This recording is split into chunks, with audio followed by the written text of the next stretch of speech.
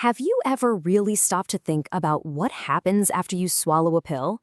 I mean, how does that little tablet navigate the incredible, complex maze of your body to get to the right spot and actually make you feel better? Well, today, we're going to pull back the curtain on the amazing science that makes it all happen. Welcome to LEMP Pharmacy Tutorial. Today, we will be looking at biopharmaceutics. It's a fascinating field that really uncovers the secret life of medicines. And I promise, by the end of this, you'll have a totally new appreciation for the science that's packed into every single dose you take. So, we're going to frame this as the drug's great journey. We're going to follow a single drug molecule from the moment it's taken all the way until it gets into the bloodstream, ready to do its job. And believe me, it's an adventure filled with hurdles, gatekeepers, and even toll booths. Let's dive in. Okay, that's the textbook definition, and yeah, it sounds a bit heavy, I know, but let's break it down. All it's really saying is that biopharmaceutics is the science of getting a drug to where it needs to go, in the right amount and at the right speed. Think of it as the bridge between the medicine in the bottle and the medicine actually working inside your body. This right here is the map for most medicines you take by mouth. It starts in the mouth, has to navigate the stomach and intestines, somehow cross the gut wall, get past the liver security checkpoint, and only then can it get into the bloodstream. And as you'll see, every single step is its own unique challenge. So here's our roadmap for this journey. We'll start at the beginning, talk about crossing into our cells, deal with something called the pH gatekeeper, pay the systemic toll, and then figure out how we measure success. And finally, we'll see how all this proves that different medicines can be equivalent. Let's get to it. All right, the race begins the very moment that dosage form, whether it's a tablet or a capsule, starts to break down. You see, before a drug can even think about being absorbed, it first has to be set free from its packaging. These are the first three absolutely critical hurdles. First, the tablet has to disintegrate, kind of like a sugar cube breaking up in tea. Next, those tiny particles have to dissolve, becoming individual molecules floating around. And this is the key. A drug can only be absorbed if it's dissolved. In fact, this dissolution step is often the slowest part of the whole process. We call it the rate-limiting step because it sets the pace for everything that follows. And this table perfectly illustrates why some medicines kick in faster than others. A liquid solution, it's the fastest because the drug is already dissolved, it's ready to go. A suspension is pretty quick too, but a capsule needs its shell to melt, a tablet has to break down first, and a coated tablet, well, it has an extra protective barrier, making it the slowest of the lot. Makes sense, right?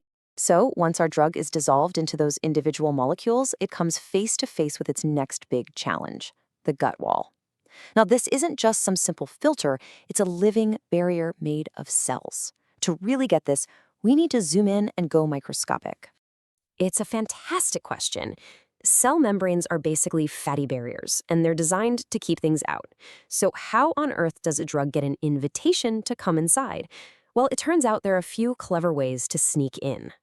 This is the superhighway for most drugs. It's called passive diffusion. The big thing here is the drug has to be lipid-soluble or fat-loving, so it feels comfortable crossing that fatty cell membrane. It's a simple move from where there's a lot of it in the gut to where there's less of it in the blood. The cell doesn't have to do any work or spend any energy. It's just nature trying to balance things out. But what if a drug isn't very fat-loving? Well, sometimes it can get a helping hand. This is called facilitated diffusion. In this case, there are special proteins sitting in the cell membrane that act like a revolving door. The drug molecule hops on, the protein spins around, and it drops the drug off on the other side. Just like passive diffusion, it's still moving from high to low concentration, and it still doesn't cost the cell any energy. Now, this is where things get really smart. Active transport is basically a cellular pump. It uses the cell's energy, a molecule called ATP, to physically pump a drug across the membrane. What's incredible is that it can even move drugs against the flow, from an area of low concentration to high concentration. Some drugs are so clever they actually hijack the body's natural pumps used to absorb things like vitamins and nutrients. So let's just put them side by side to make it crystal clear. The main difference, the big takeaway, is energy. Passive transport is like rolling downhill, it just happens. Active transport is an uphill battle that requires the cell to put in work and spend energy. But just when you think the drug is safely inside, it can run into a bouncer. There are proteins like P-glycoprotein, or PGP, that are designed to find foreign things, like drugs, and use energy to throw them right back out. This is actually why you're told not to drink grapefruit juice with certain medicines. Grapefruit juice blocks this bouncer, which means way more drug can get into your system than intended, and that can be dangerous. All right, so our drug has figured out a way across the membrane. But there's another challenge waiting, and this one is all about chemistry. The journey through our gut is a journey through wildly different chemical environments, from the superacidic stomach to the much more alkaline small intestine. Now this is one of the absolute golden rules of biopharmaceutics. Let me break it down.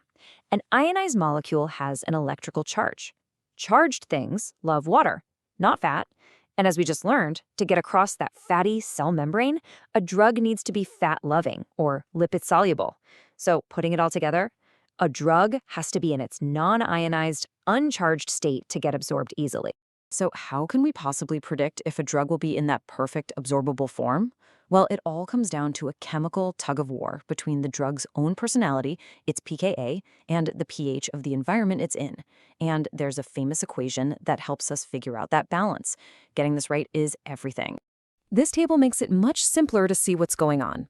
The easy rule of thumb is like absorbs like. So a weakly acidic drug, like aspirin, stays in its happy non-ionized form when it's in an acidic place, like the stomach. That means it can be absorbed there. But put that same acidic drug into the basic intestine, and boom, it becomes ionized and gets trapped.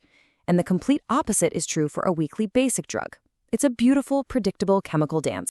So our drug has dissolved, it's crossed the gut wall, the journey must be over, right? Not quite.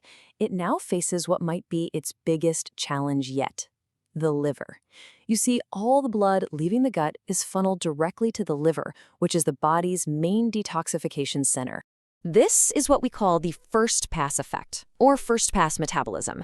The best way to think of it is as a mandatory tax or a toll that the liver collects on anything passing through. As the drug goes by, the liver's enzymes get to work, metabolizing it and breaking it down.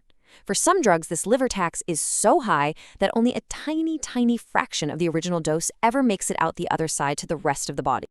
And this is exactly why drug designers are so clever. To get around paying that heavy liver tax, they find other routes into the body.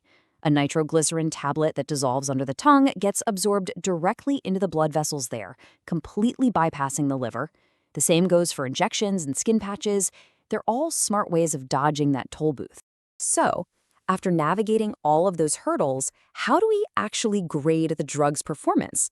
How do we measure how much of it successfully made it to the final destination? Well, to find out, we have to actually quantify the success of the journey. And that final score for our drug's journey has a name. It's called bioavailability, and we represent it with the letter F. It's basically a percentage. So if a drug has a bioavailability of, say, 50%, it means that for every 100 milligrams you swallow, only 50 milligrams actually make it into your bloodstream as the active drug. The other half was lost somewhere along that tough journey. Now, our gold standard, our perfect score, is an intravenous or IV injection. And why is that? Well, because you're putting the drug directly into the bloodstream. You're skipping the entire gastrointestinal tract. You're skipping the liver's first pass effect. You're going straight to the finish line. So, by definition, an IV drug has 100% bioavailability, or an F value of 1.